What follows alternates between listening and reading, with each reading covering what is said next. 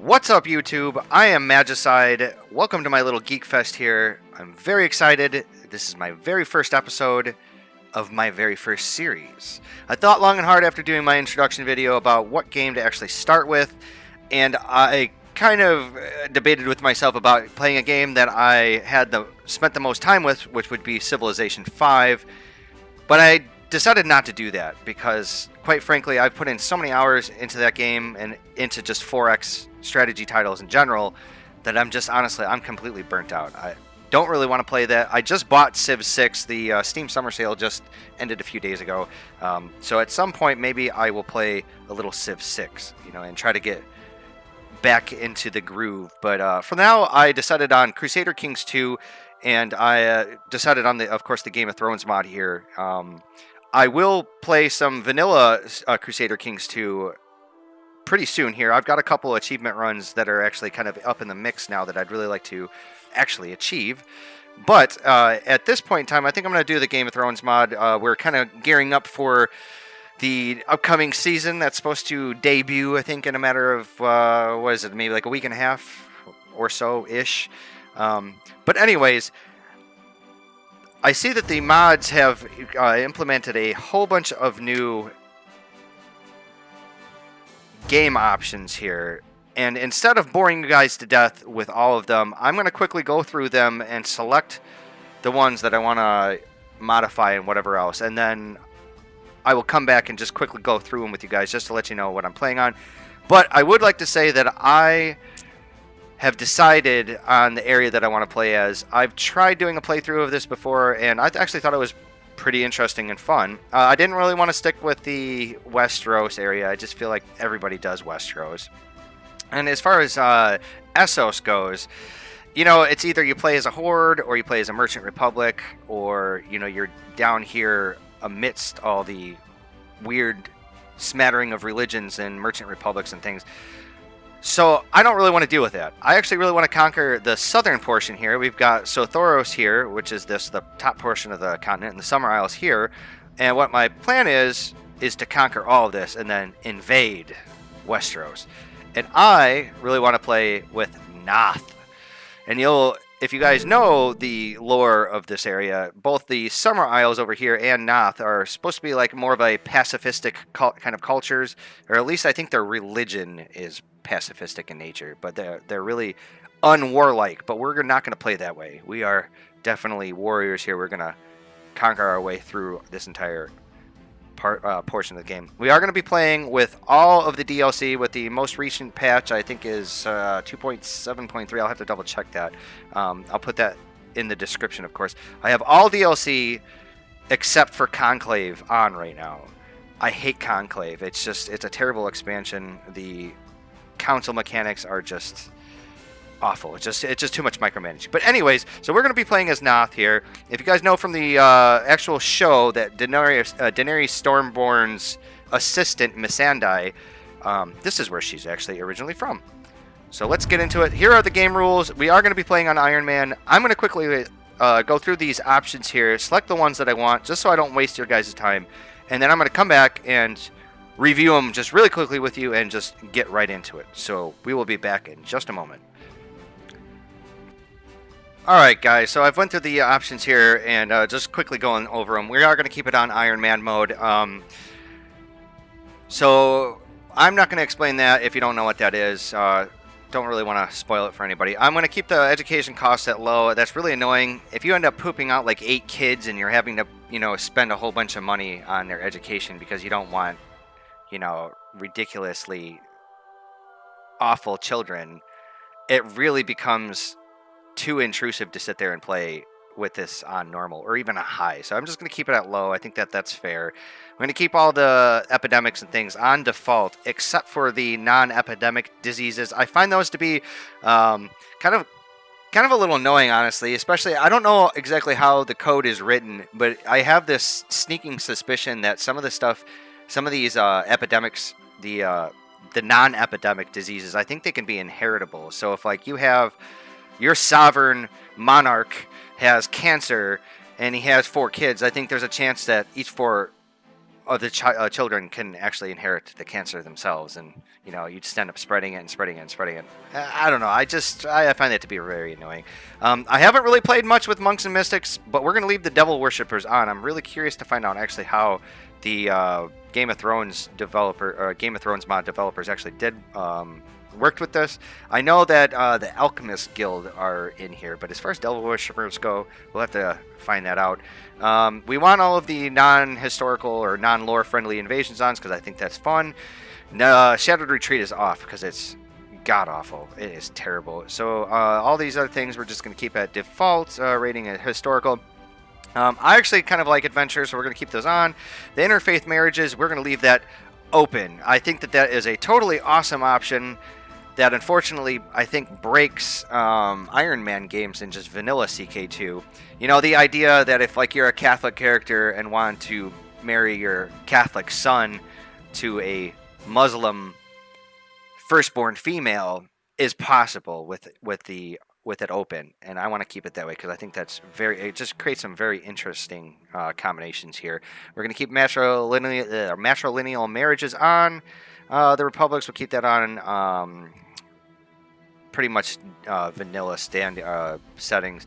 The invitation court, I'm going to keep that on open, but I'm also restricting the diplomatic range. I find that to be actually a little bit more lore friendly.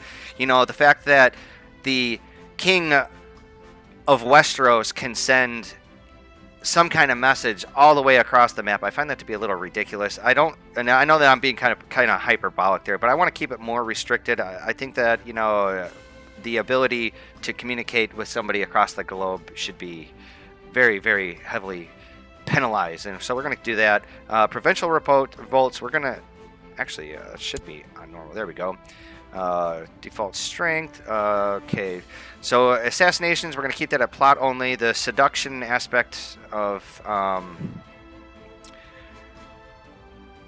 oh, so it is okay. Never mind. I'm sorry. That's plots only. Like, I think they took away the option. There used to be an option in here. I know there is in vanilla about the seduction. You can actually turn that off, and I hate it. I always turn that off. So we're gonna keep the release prisoners after punishment. We're gonna keep that off. I always found that to be kind of a really stupid option. You know, just because somebody's in my prisoner and I feel like going down there and hacking off their fingers doesn't mean that they should be automatically booted from my prison. Maybe I'm just going down there, you know, just for kicks. So we're gonna keep that off, and we're gonna mutilate some of our prisoners eventually. We're gonna do that because that seems like it'd be awesome. Grant independence, we're going to keep that unrestricted. I think that should be an option to any monarch out there, obviously. The domain size, that's been one of my problems with this mod, is that it's so small, and I know the developers have said that it's more lore friendly, and it makes sense if you understand the details of A Song of Ice and Fire, and just kind of the backstory about, you know, which castles an individual house has owned, and, you know, they only basically owned a few. But we're going to keep this at default. I think you can only reduce. You can't make it. You can't increase your domain size. Unfortunately, we're going to keep the Mega Wars on, White Walkers on, of course. All the non-lore invasions. Okay, so I set the dual outcome to high randomness because that's awesome. The abdication, we're going to do that. Voluntarily abdicate. We're going to keep that on because that is awesome as well. The disinheritance decision, of course, I'm going to do that unrestricted. Let's see here. Colonization, I'm going to keep that simple. Shattered Realms. Now, this is the option that, hey, Game of Thrones mod developers, I love you guys for keep doing this. I think it's a fantastic idea. I've always wanted Paradox to implement this option in their in just the vanilla game because it just would really create a lot of really interesting playability, I think, with the game. This, we can choose to basically shatter the world, shatter the 7 kingdoms and the entire world into counties, duchies, kingdoms. I want to do it with counties. And I just did a little test play before I started recording this, and the funny thing is if you start off during Robert's Rebellion, there is no rebellion because there is no Iron Throne. So we're going to start with that on. That is going to be super fun. I can't wait to actually do this. I'm so excited that they put that in there. The symmetrical start, we're going to leave that off because I feel like if we keep that on, it just kind of makes everything really homogenous, and I don't really want that. I want there to be some disparaging qualities between the different houses and, you know, their provinces and whatnot. Let's see here. Enhanced female marriage AI. We're going to keep that on. Let's see here. Fabricating claims. Okay, so we are going to keep everything else the same. So let's get started here. We're going to start during the Robert's Rebellion. Here we go. All right. Actually, I think I can delete that one. There we go. Now we'll get started. Be really interesting to see how the Seven Kingdoms come to be. I forgot to actually go through the one option. I did keep the one option to have what was it, the you always get the claims. There we go. Let's see here. There was a domain size. No, it was traditional dynastic claims. This is the one. Yeah, the great houses of Westeros will always have claims on their traditional lands unless they grant them to a new house themselves. I'm going to keep that on just so there is the possibility that the Seven Kingdoms can form because they have all these claims. They're not guaranteed to form, but who knows? Maybe they'll actually form under somebody else's household. So let's get started here. Let's actually take a look at our council and at our people. So this is our religion here, the God of Harmony, the Summer Isles gods. That's one of them anyways. The other guys are, I think they're just gods of the Summer Isles. Okay, so we are pacifists here. And I noticed in previous playthroughs that if you go to war, you end up taking, I think, a big hit to your prestige. I'm not sure if it actually gives you a malice towards relations with all of your people. I don't remember if it does or not, but I know it gives you a big hit to prestige when you go to war. So we are gregarious, authoritative, and temperate. We are a poor military leader because we are still in Regency. We're only 12 years old. We are going to take ourselves out from leading troops. Let's do that same thing with all of our counselors here. This is always the first step to all of my games, just kind of going through here and seeing what, oh, look at that. We started out with some really good commanders. When you set your commanders, you always want them to have a base martial score of 8 as just a base. Anything 8 or above is great. If you have anything less than that, they're going to suck. You're going to lose. Especially, and it's also based upon their traits. You know, if you have a craven commander with a martial score of 5, they're gonna lose. You're gonna lose that flank or lose that fight. Let's see here. I gotta remember what some of these things were. Like I said, we want to fabricate a claim. We're gonna come right over here to the Pirate Islands and to I think one of them's the Basilisk Isles, if I'm not mistaken. And this is all Sothoryos here, which is kind of like the impenetrable continent. If you have the book, what was it, The World of Ice and Fire, it's really fantastic. Unfortunately, they don't have a lot of information about this area. I really wish there was more, because I'm just really curious to find out more about, I guess, the anthropology of the area, the people that are actually living here, and not the people that are trying to conquer there. So what do we got here? We got Oversea Realm. I know that actually, okay, whoop. Did it actually settle? Where are my people at? How come I'm not getting, not showing my guys there? Alright, so this increases levy rates, and this increases levy size. So we want to train troops here. Okay. Domain improves, we want to,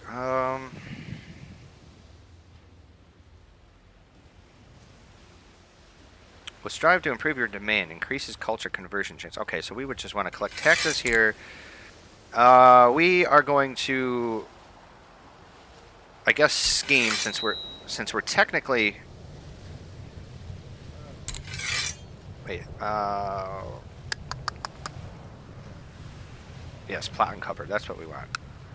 Okay. And then we've got hunt subversives, proselytize, or perform charity. We will perform charity here. I don't know where the hell my... Oh, that's right. Maybe they don't show up when you do these fourth options. I think that's the way it goes. Okay, let's take a look at our laws. So we are agnatic, cognatic, primogenitor, which is fantastic.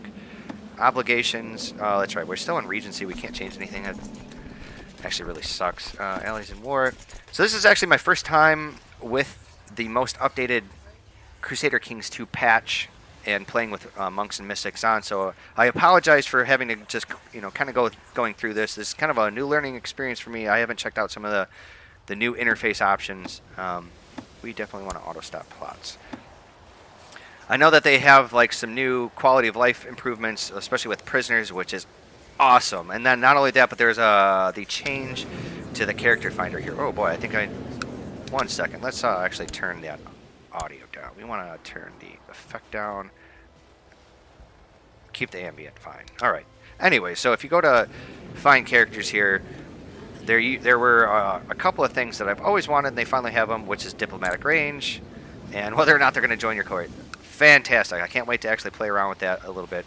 As far as our societies go, I think there are just the Alchemist Guild, and we don't want prisoners. We're not doing any plots. So we actually want to recruit a dude, a doctor, or a maester, if you will. So actually, let's take a look. One of my guys is, I think he's my regent. He always starts off as a genius, which he is. We are going to marry him to one of my sisters here as soon as I become of age. We are just going to kind of... Actually, we should probably get ourselves married too. That makes kind of the most sense.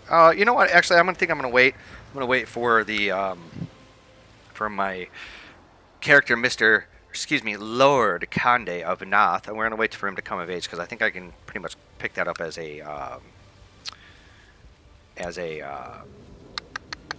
basically a mission. So we need a court physician. We can create the High Lordship of Naath. You start out with that, by the way. If we don't do the Shattered Realm and divide it up into counties, you start off with this. So pretty much this county here is its own duchy too. So we are going to do that. It costs us 0 gold. Awesome. All right, we want to set the crown focus. Do it from here. All right. So let's actually take a look at the world. Looks fantastic. Look at that. Look at the 7 kingdoms. Everything about it is just lovely. We want to come down here to King's Landing just real quick. So here's King Ares the Mad. And he's got a treasury, which is pretty awesome. He's got all these different crowns here. I was just quickly going through them in just a really quick playthrough, just to kind of just see some of the interface changes that they've made. And I didn't realize that there were 5 crowns that this man was possessing. But anyways, so he's not in a war because there is no 7 kingdoms. It's just a million different counties. I don't know exactly how long I'm going to do this playthrough for in terms of game years. I'm not really entirely sure. I'm just going to kind of start it off and see where it goes. But I would like to see how the world ends up taking form and shape. So let's go ahead and increase the speed. Increase the speed to 4. That's usually my default. You know what? Actually, let's go ahead and turn down the ambient, because every time I zoom out like that whooshing noise is going to be really annoying. Alright, so we have a chance to put in some bodyguards. And what are you? You are a commander, so we're going to have that one dude to do it. Alright, let's go into intrigue. Word has reached you of a much beloved old woman named... Oh, this is my court physician here. Let's take a look at her. She is celibate and a renowned physician. We absolutely want this woman. You are awesome. Can I actually marry you to somebody? Is that possible? You're a family person, even though you're celibate. I don't think I can do this yet until I come of age. So we are going to do that. Court physician. Wow. This is new. Actually gave her the court physician before. I think before monks and mystics, you'd get your maester, your court physician, and they wouldn't do anything. They had no options here. So this is pretty fantastic. They will act as mentor, healer, and advisor, and chance to do child is progressing, uncooperative child, troops morale raise, and stressed from war. Okay, we're going to do that. As a matter of fact, let's change our guardian here. We want to do myself. I always try to get the person with the highest, either the highest stewardship, or at least the highest stewardship score, or not the stewardship score, but the rank. That's what I'm looking for. So this is a level 3. This is our aunt. You are going to be our new guardian. Thank you very much. because we're hoping we're going to get that sweet, sweet, what is it, a brilliant summary or another this year. You are a skilled steward, and then after that is the Midas's touch. We want that, absolutely. So what we're hoping to do, like I said, is to come over here and conquer all these pirate nations. If we go into the religion tab, Corsair, I think that's just the generic religion, I guess, religion in quotes as to what they are. They only have one god, and that is plunder. So what I'm really hoping to do is take over these areas here, and then eventually, if we get enough cash, we'll be able to actually come in here and colonize these areas. Because even though these provinces here actually look like they're part of a dynasty, they actually are not. Let's see here. And that's what this little symbol was for. Ruined province, yeah. Nobody actually owns any of this stuff.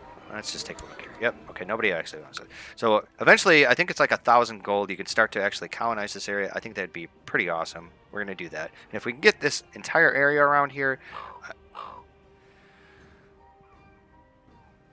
seem to have managed to make him understand why you're so benevolent. Awesome. All right. Okay, we get some more levy.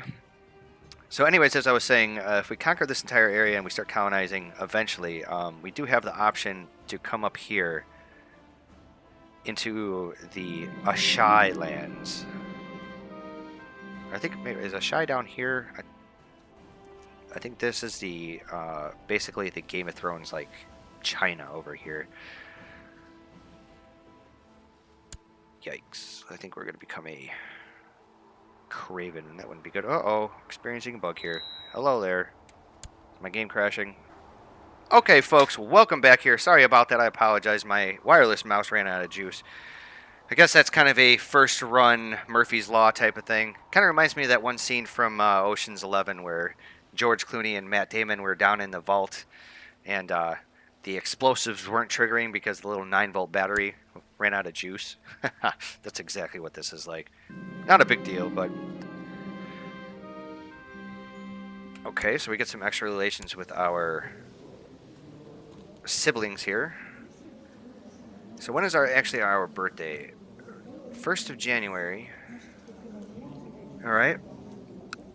So this is going to be perhaps a little bit of a boring playthrough at the start, because unfortunately we start on this little island here that doesn't connect to anything. Humbled by your endless generosity. Okay, so we are getting a whole bunch of improved relations. That's fantastic. So we don't really we don't start with any contiguous land around us or any kind of straight crossings or anything. So unfortunately we're stuck here until we get a claim on something. That's the bad thing about starting with Naath, is that it can be a little bit of a snail pace at first, but once you start getting some claims on some of these provinces and whatnot, you have a better chance of actually doing something with your time. So, but I don't remember. I'm not really entirely sure. Oh, cool. That's a new feature there. I'm not entirely sure if this area is a de jure duchy or not. Okay, awesome. So it was. I was right. I was thinking that I think some of these islands and stuff were duchies. Kingdom of the Basilisk Isles. Fantastic. Okay, so we have an unmarried ruler. What, my sister?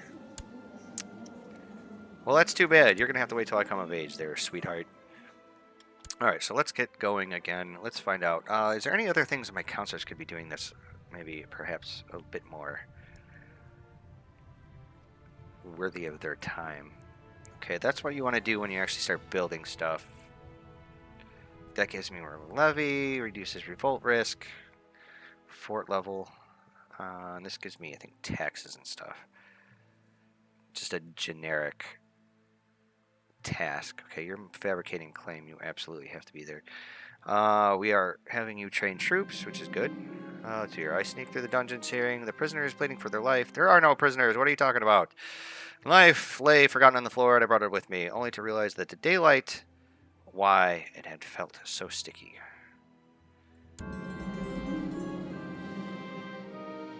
How the hell did I gain the kind trait from that? I swear to God, that these events are telling me that I'm a coward, that I'm craven. Yeah, we can't choose an... Oh. Oh, I can do it. I'm surprised. I didn't think you were able to actually get that ambition until you actually came of age. So let's take a look at what we got here. We have... Let's actually pause the game real quick. I want to see if there is anybody here that I can marry that actually has any inheritable traits. And there is none. Or not inheritable traits, but genetic traits, like genius, quick, that sort of thing. So we want the person with the highest stewardship. I believe if you're prioritizing some of these stats here, I think stewardship plays a part. I know it plays a part in your domain, but it's also diplomacy too. So if you can get somebody that actually has high stewardship and high diplomacy, you're in the good, but you also want them to be around your age. So I think I'm going to stick with Lusala here. So we'll try to get betrothed to her. All right, fantastic. They did take my marriage proposal, or, well, betrothal proposal. Ha ha, I rapped. So I'm just kind of curious about these pirates down here. Unfortunately, we don't have vision on their units, but I believe these pirates down here have the ability to raid. I mean, it would make sense, right? Yeah, you're leading troops in the East Summer Sea, which is somewhere here. Okay, Eastern Summer Sea. So these guys are probably raiding them. Okay, those are ruins. Oh, look at that. I wonder if you can colonize that area too. Oh, look at that. I came of age. Fantastic. Yes, we want to marry her. Okay, what do we got here? We got some commander titles that we need to hand out. Do we have anybody here? You are a courtier, and you're attractive. You are getting married to one of my sisters. Yes. Oh, this one here. So why are they saying no? What the hell's going on here? It needs to be approved by my regent. Oh, I need to let a day click by. That's right. Okay, we want money. Give me that money, money, money. He gives us 25 gold for a dowry. Awesome. So let's go to commander titles here. Whatever happened to this guy? Okay, there he is. You should get married to my sister. It's still not doing it. It needs to be approved by my regent. What the hell? Oh, I'm only 15 now. Okay. Alright, so I gotta wait another year. That's fine. That's fair. But he's got the attractive trait, which can be passed on to your children, to your heirs and everything. And I really want to keep that in my bloodline. Also, my current regent, he's a genius. He's definitely getting married to one of these. Actually, I only have one sister. So you're going to get married to my Oluhuru. You're going to get married to this guy. There, sis. What's your name? Amnesia. Seeks to replace...